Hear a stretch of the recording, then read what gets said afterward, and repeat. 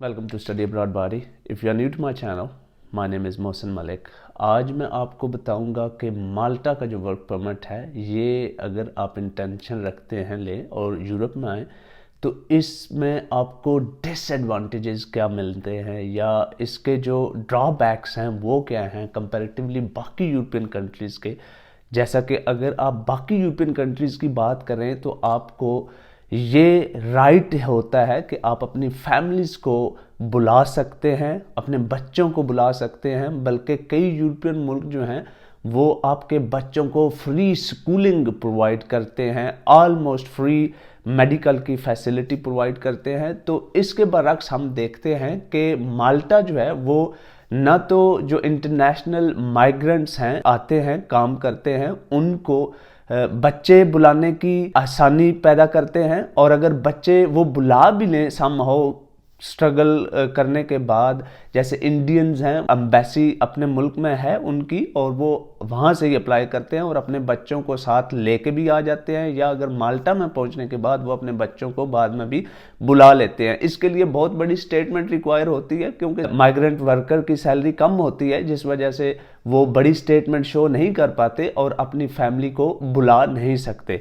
लेकिन अगर समहाउ कुछ माइग्रेंट्स वर्कर जो हैं वो मैनेज करके स्टेटमेंट अरेंज कर लेते हैं और फिर अपनी फैमिलीज को बुला भी लें, जैसा कि इंडियंस बुला लेते हैं बड़े आसानी से, क्योंकि पाकिस्तान में एम्बेसी नहीं है माल्टा की, जिस वजह से पाकिस्तानीज को मुश्किल पेश आती है और उनको अगर बुलाना भी हो तो पहले फैमिलीज को ट्रैवल करके यूएई जाना पड़ता है, जहाँ पे आसानी में माल्टा की एम्बेसी की एक्सेस उनको मिलती है और तब वो फिर माल्टा आते हैं वीज़ा एप्लीकेशन का जो प्रोसेस है वो मुकम्मल करने के बाद। तो आपको बताता चलूँ, जब किसी भी फैमिली के बच्चे पाकिस्तान से या इंडिया से माल्टा में पहुंचते हैं तो एक तो ये देखा जाता है कि पेरेंट्स में एक जो है वो टैक्स पेयर हो। अगर टैक्स पेयर हो, कुछ अरसे तक टैक्स पे कर चुके हों, तो उसके बाद जो पब्लिक स्कूल हैं माल्टा के उनमें बच्चों को प्लेस मिलने के चांसेस बन जाते हैं, वरना it is very difficult to send your kids to educate them. लेकिन इसके बरक्स अगर हम देखें कि मेडिकल की जो फैसिलिटी है वो भी मुयस्सर है उस सूरत में जब आपके बच्चों की या आपकी अपनी या वाइफ की इंटरनेशनल हेल्थ इंश्योरेंस की पॉलिसी हो। जब आप माल्टा में आते हैं काम करते हैं तो आपका एम्प्लॉयर जो है आपको इंश्योरेंस की पॉलिसी प्रोवाइड करता है। उस सूरत में आपको मेडिकल की जो फैसिलिटी है वो इमरजेंसी की सूरत में कई अस्पतालों में फ्री मिल जाती है, वरना ड्यूरिंग टर्म टाइम आपको फ्री मुयस्सर होती है। आपके बच्चों की भी ट्रीटमेंट मिल जाती है अगर उनकी इंश्योरेंस की पॉलिसी आपने खरीदी हो। इसके साथ साथ आपको ये बताता चलूं कि चाहे आप बहुत अरसा 15 साल 10 साल भी रह लें माल्टा में, आपको कोई उम्मीद नहीं होती कि आपको परमानेंट कर दिया जाएगा। आई डोंट नो क्या वजह है, शायद क्योंकि माल्टा बहुत छोटा कंट्री है। आप अगर माल्टा में ड्राइव करके एक साइड से दूसरी साइड पे जाएं, जो रोड स्पीड लिमिट है 80 से अबव नहीं है, तो तब भी आप 1 घंटे में एक साइड से दूसरी साइड पे पहुंच जाते हैं। और इस तरह माल्टा का आपको पता चलता है कि बहुत ही छोटा सा कंट्री है, बेसिकली एक आइलैंड है। तो शायद इस वजह से माल्टीज ये नहीं चाहते कि जो इंटरनेशनल लोग वहाँ पे काम करने के लिए आए तो उनको परमानेंट किया जाए या उनको सिटीजन बना लिया जाए, क्योंकि स्पेस नहीं है ऑलरेडी, जिस वजह से वो शायद इस तरह की पॉलिसी ही रखते हैं कि इंटरनेशनल लोग काम जितना साल मर्जी भी कर लें उनको वो ना परमानेंट करते हैं ना ही कोई इस तरह का पेपर देते हैं।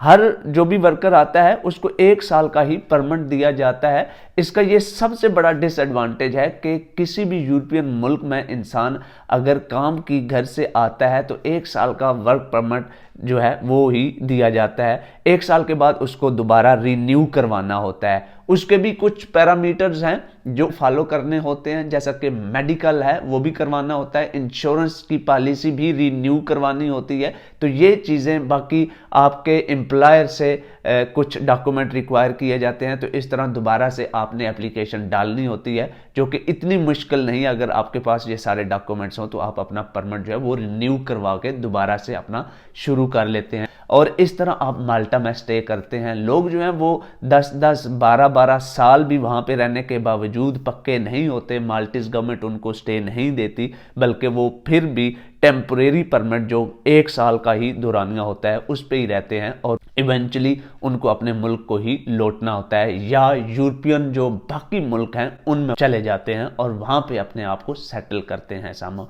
तो ये कुछ चीज़ें थी जो मैं आपको बताना चाहता था कि अगर आप माल्टा में आना चाहते हैं तो ये आपको पता होना चाहिए कि माल्टा जो है वो उस तरह की फैसिलिटीज़ या जो बेनिफिट्स होते हैं वो ऑफर नहीं करता जो आपको बाकी यूरोपियन कंट्रीज जैसे कि स्कैंडिनेविया है या जर्मनी है, फ्रांस है, उधर आपको मिल जाते हैं। अगर आप ये चाहें कि आप अपनी फैमिलीज़ को बुला लें, अपने बच्चों की तालीम मुकम्मल करवा लें, इस तरह बिल्कुल मुमकिन नहीं है। जो नॉन EU लोग माल्टा में रहते हैं उनको थोड़ी सी फ़ी होती है लेकिन वो ज़रूर पे करना होती है, तब जाके वो अपनी तालीम मुकम्मल कर सकते हैं।